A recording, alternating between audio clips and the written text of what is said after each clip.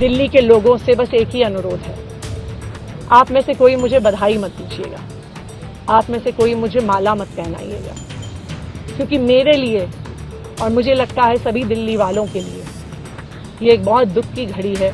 मैं खुश हूं कि अरविंद केजरीवाल जी ने मुझ पे इतना भरोसा किया है, लेकिन जितना सुख आज मेरे मन में है, आज उससे बहुत ज़्यादा दुख भी मेरे मन में है। दुख इसलिए कि दिल्ली के लोकप्रिय मुख्यमंत्री मेरे बड़े भाई अरविंद केजरीवाल जी आज इस्तीफा दे रहे हैं, और मैं दिल्ली के लोगों की तरफ से फिर से एक बार ये कहूँगी कि वो जल्द ही आने वाले चुनाव के बाद अरविंद केजरीवाल जी को अपना मुख्यमंत्री देखना चाहते हैं।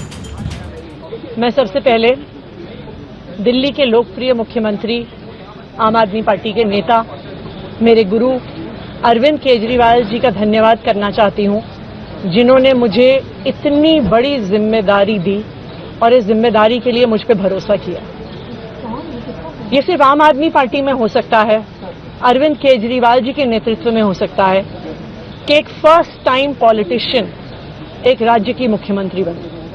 मैं एक सामान्य परिवार से आती हूँ, शायद किसी और पार्टी में होती तो चुनाव की टिकट भी नहीं मिलती, लेकिन अरविंद केजरीवाल जी ने मुझ पर भरोसा किया, मुझे विधायक बनाया, मुझे मंत्री बनाया और आज मुख्यमंत्री बनने की जिम्मेदारी दी है।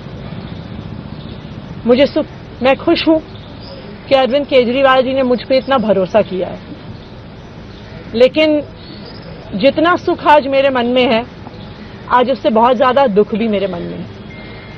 दुख इसलिए कि दिल्ली के लोकप्रिय मुख्यमंत्री मेरे बड़े भाई अरविंद केजरीवाल जी आज इस्तीफा दे रहे हैं। मैं आज ये जरूर कहना चाहती हूं आम आदमी पार्टी के सभी विधायकों की तरफ से, दिल्ली की 2 करोड़ जनता की तरफ से, कि दिल्ली का एक ही मुख्यमंत्री है और उस मुख्यमंत्री का नाम अरविंद केजरीवाल है। भारतीय जनता पार्टी ने पिछले 2 साल से अरविंद केजरीवाल जी को परेशान करने की, उनके खिलाफ षड्यंत्र रचने की कोई कसर नहीं छोड़ी। एक ऐसा आदमी जो अपनी IRS कमिश्नर की नौकरी ठुकरा सकता था, एक ऐसा आदमी जो एक नई पॉलिटिकल पार्टी से पहली बार चुनाव लड़के मुख्यमंत्री पद से इस्तीफा दे सकता था, ऐसे आदमी पर, ऐसे ईमानदार आदमी पर भारतीय जनता पार्टी ने भ्रष्टाचार के आरोप लगाए, झूठे केस किए, फर्जी केस किए, अपनी एजेंसीज ED को, CBI को उनके पीछे छोड़ दिया, उनको झूठे मुकदमे में 6 महीने तक जेल में रखा।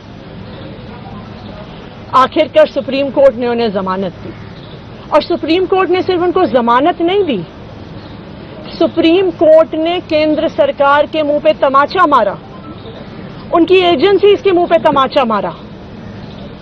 उन्हें कहा कि इनकी एजेंसीज, केंद्र सरकार की एजेंसीज एक पिंजरे में कैद तोते की तरह हैं, और अरविंद केजरीवाल जी की गिरफ्तारी गलत थी। अगर अरविंद केजरीवाल जी की जगह कोई और मुख्यमंत्री होता, कोई और नेता होता, तो वो 2 मिनट नहीं सोचता मुख्यमंत्री की कुर्सी पे बैठने के बारे में। लेकिन अरविंद केजरीवाल जी ने वो किया जो आज तक इस देश का इतिहास तो छोड़िए, शायद दुनिया के इतिहास में किसी नेता ने ना किया हो। उन्होंने कहा कि मेरे लिए सिर्फ सुप्रीम कोर्ट का फैसला काफी नहीं है, मैं जनता की अदालत में जाऊंगा। जब दिल्ली की जनता मुझे कहेगी कि हम तुम्हें मुख्यमंत्री के रूप में देखना चाहते हैं, जब दिल्ली की जनता कहेगी कि तुम ईमानदार हो, तब मैं मुख्यमंत्री की कुर्सी पर बैठूंगा। मुझे नहीं लगता कि हमें लोकतंत्र के इतिहास में ऐसा कोई त्याग का उदाहरण मिलेगा जो आज अरविंद केजरीवाल जी ने देश के सामने रखा है। दिल्ली भर में लोग बहुत दुखी हैं अरविंद केजरीवाल जी के इस्तीफे से। कल शाम मुझे एक बुजुर्ग महिला मिली, जब उन्हें खबर मिली थी कि अरविंद केजरीवाल जी ने इस्तीफा दे दिया है, वो रोने लग गईं। उन्होंने कहा कि वो मेरे बेटे की तरह हैं, उसको इतना परेशान किया है, उसको इतना परेशान किया, उस पर झूठे केस लगाए। और उन बुजुर्ग महिला ने कहा कि मैं घर घर जाऊंगी, मैं घर घर जाके लोगों को कहूंगी कि मुझे अपने बेटे को ही मुख्यमंत्री बनाना है।